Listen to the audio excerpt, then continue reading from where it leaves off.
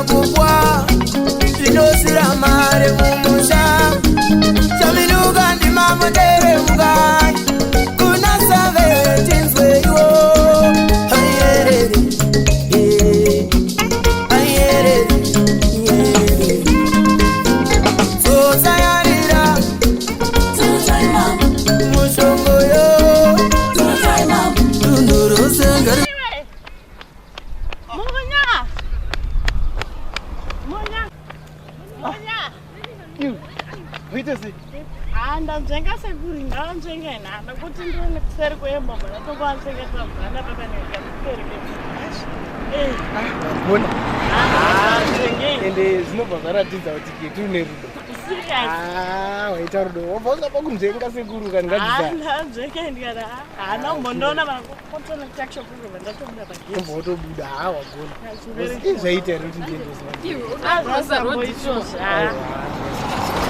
ndiendozitafambako zvakanaka obviously hapana chimbonetsa samasangoita mamwe madhizani ngasikazoita nditi kangana zvinhu zvatawirirana nditi zvatawirirana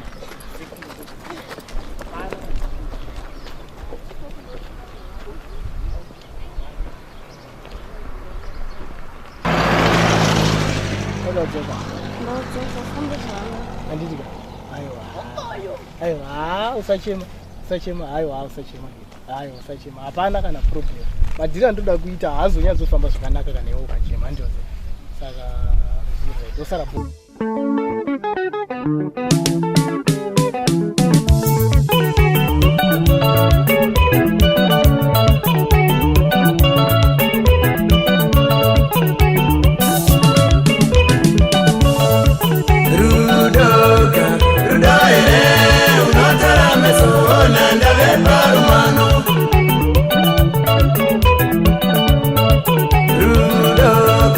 Rudoire, unotara meso, nanda ve parumano.